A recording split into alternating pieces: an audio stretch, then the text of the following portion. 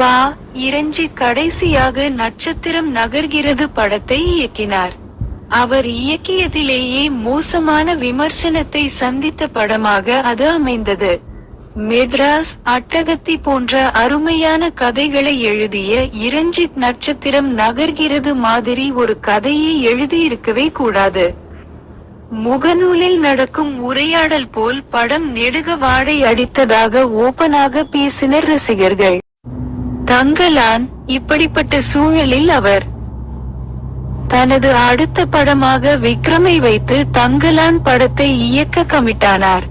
Studio green Gnanavel ராஜா படத்தை தயாரிக்கிறார். எப்போதும் வித்தியாசமாக கதை தேர்வை செய்யும் விக்ரம் பா. இரஞ்சித்துடன் இணைந்திருப்பது பெரும் எதிர்பார்ப்பை ஏற்படுத்தியிருக்கிறது. இதனால் படம் நிச்சயம் ஒரு மைல் கல்லாக இருக்கும் என எதிர்பார்க்கின்றனர் ரசிகர்கள். Making video. ரசிகர்கள் எதிர்பார்த்தபடியே தங்கலான் அமையும் என்பதை கடந்த வருடம் வெளியான அதன் மேக்கிங் வீடியோவும் ட்ரெய்லரும் உணர்த்தின. அதனை பார்த்த ரசிகர்கள் விக்ரம் சும்மாவே அசுரத்தனமாக உழைப்பார். இப்போது பா.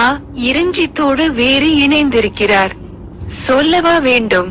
படம் கண்டிப்பாக மெகா ஹிட்டாகி விக்ரமுக்கு இருக்கும் தோல்வி முகத்தை மாற்றும் என கமெண்ட் செய்தனர்.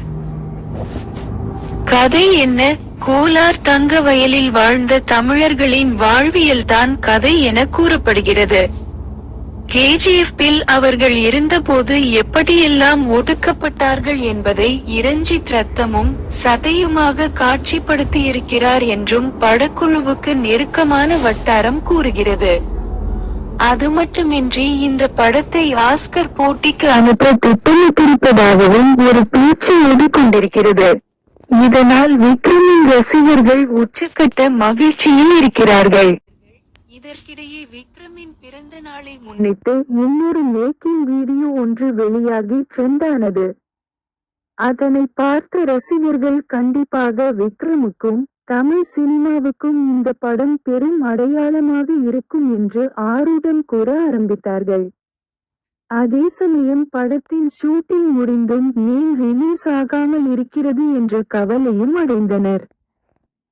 ஆகஸ்டில் தங்கலான். இந்நிலையில் தங்கலான் படத்தின் ரிலீஸ் தேதி குறித்த அதிகாரப்பூர்வ அறிவிப்பு வெளியாகியிருக்கிறது. அதன்படி ஆகஸ்ட் மாதம் 15ஆம் தேதி அந்த படம் ரிலீஸ் ஆகும் என்று அறிவிக்கப்பட்டிருக்கிறது. ஏற்கனவே இந்த வருடத்தின் தொடக்கத்தில் ஜனவரி மாதமே படம் ரிலீஸ் ஆக வேண்டியிருந்தது. ஆனால் சில காரணங்களால் ரிலீஸ் தள்ளிப்போனது குறிப்பிடத்தக்கது.